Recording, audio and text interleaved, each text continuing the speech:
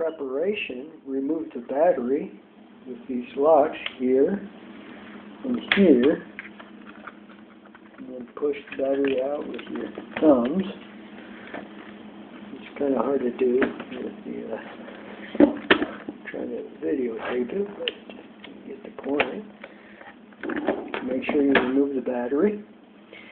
Also, make sure that you ground yourself, because computer memory, of course, is not good to have static charges, electrical charges. So ground yourself before you start taking off the cover of the computer. Now, you'll remove these 7 screws. Also, familiarize yourself with this indentation here. That's for lifting off the cover after you lift the screws. So remove the 7 screws.